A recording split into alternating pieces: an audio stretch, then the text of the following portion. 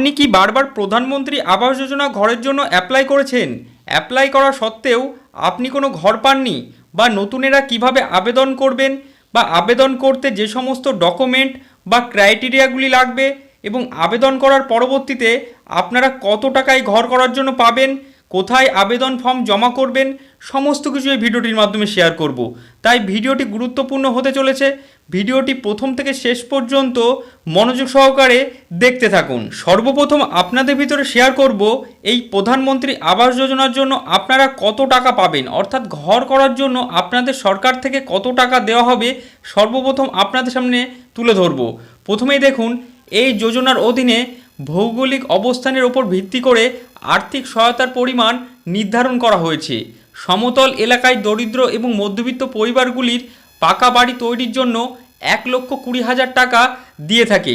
অন্যদিকে পাহাড়ি বা দুর্গম পাহাড়ি এলাকার বসবাসকারী মানুষদের 1,30,000 টাকা দেওয়া হয়, অর্থাৎ 10,000 টাকা বেশি দেওয়া হয় পাহাড়ি এবং দুর্গম এলাকার মানুষেরা।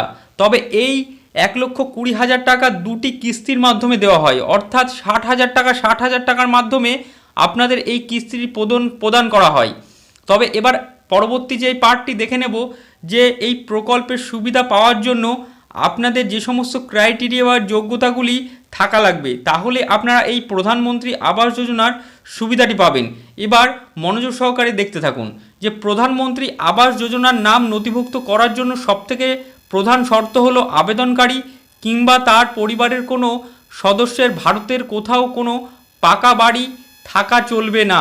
অর্থাৎ আপনাদের নামে বা আপনাদের কোনো পাকা বাড়ি থাকলে আপনারা এই প্রধানমন্ত্রী আবাস যোজনার অ্যাপ্লাইটি করতে পারবেন না। মূলত অর্থনৈতিকভাবে দুর্বল বা ইডাব্লিউএস, নিম্নবিত্ত বা মাঝারি আয়ের নাগরিকদের এই প্রকল্পের সুবিধা পাওয়ার দাবি। তবে আবেদন পড়ার পরে কেন্দ্রীয় বা রাজ্য স্তরের সরকারি আধিকারিকরা আবেদন দেওয়ার সমস্ত তথ্য খুঁটিয়ে দেখার পরেই এই প্রধানমন্ত্রী আবাস যোজনার সুবিধা পাবেন যে সমস্ত আবেদনকারীরা।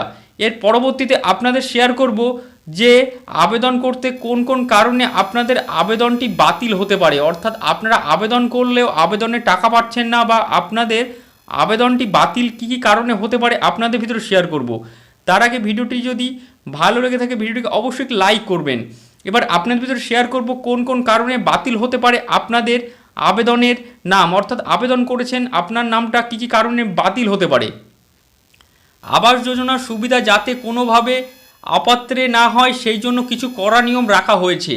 পরিবারের কোনো সদস্য যদি সরকারি চাকরি বা সরকারি কোনো সংস্থা স্থায়ী কর্মী হন, তবে তারা এই সুবিধা পাবেন না। এছাড়াও আবেদনকারী বা তার পরিবারের কারোর নামে যদি 4 চাকা গাড়ি কিংবা মোটর বাইক বা স্কুটার নথিভুক্ত থাকে, সেই ক্ষেত্রেও আপনারা এই প্রধানমন্ত্রী আবাস যোজনার সুবিধাটি পাবেন না। তাহলেও ঘর মিলবে না। এমনই কৃষি কাজের জন্য নেওয়া কিষাণ ক্রেডিট কার্ডের লোন, অর্থাৎ আপনাদের যে কিষাণ ক্রেডিট কার্ড, অর্থাৎ কিষাণ ক্রেডিট কার্ডের লোন যদি নিয়ে থাকেন এবং সেই লোন নেওয়ার পরিমাণ অর্থাৎ 50,000 টাকা যদি আপনার আবার তার বেশি লোন নিয়ে থাকেন, সেই ক্ষেত্রেও আপনারা আবাস যোজনার আওতায় আসতে পারবেন না। এই সমস্ত ক্রাইটেরিয়ার ভিত্তিতে আপনাদের আবাস যোজনার যে ঘর আপনাদের দেওয়া হয়। এর পরবর্তীতে সবথেকে যে ইম্পর্টেন্ট যে পার্টটি, আপনাদের কিভাবে অ্যাপ্লাই করবেন, যেই প্রশ্নটি আপনারা অনেকেই এর আগে কমেন্ট করেছিলেন যে কিভাবে আবেদন করবেন আপনারা বুঝতে পারছেন না, এবার আপনাদের ভিতরে শেয়ার করব। এই আবেদন করতে হলে যদি আপনাদের গ্রামের দিকে বাড়ি হয় সেই ক্ষেত্রে এক নিয়ম, এবং যদি আপনাদের শহর এলাকায় যদি আপনার বাড়ি হয়ে থাকে সেই ক্ষেত্রে আপনাদের আলাদাভাবে আবেদন করতে হবে। যদি আপনাদের গ্রামীণ এলাকায় বাড়ি হয় সেই ক্ষেত্রে আবাস প্রকল্পের গ্রামীণ বা শহর এলাকার জন্য আবেদন মাধ্যম সম্পূর্ণ আলাদা রাখা হয়েছে। গ্রামের বাসিন্দাদের এই প্রকল্পের সুবিধার জন্য স্থানীয় ব্লক উন্নয়ন আধিকারিক বা বিডিও অথবা সংশ্লিষ্ট গ্রাম পঞ্চায়েত প্রধানের সঙ্গে যোগাযোগ করে আবেদন প্রক্রিয়া সম্পন্ন করতে হবে। অন্যদিকে যদি আপনারা শহরের বাসিন্দা হন সেই ক্ষেত্রে আপনারা চাইলে নিকটবর্তী পৌরসভা বা মিউনিসিপ্যালিটিতে গিয়ে অফলাইনে আবেদন জানাতে পারবেন। এছাড়াও আপনারা ঘরে বসেই এই যোজনার অফিসিয়াল ওয়েবসাইট ভিজিট করে অনলাইনের মাধ্যমেও সমস্ত নথিপত্র আপলোড করে সহজেই ফর্ম জমা দিয়ে আপনারা এই প্রধানমন্ত্রী আবাস যোজনার সুযোগ নিতে পারবেন। এই ভিডিওটির মাধ্যমে আপনাদের মাঝে শেয়ার করা হলো কিভাবে আপনারা আবেদন করবেন। বা আবেদন করলে যে সমস্ত ক্রাইটেরিয়াগুলি থাকা লাগবে বা কত টাকা পাবেন সবিস্তারে করা হলো।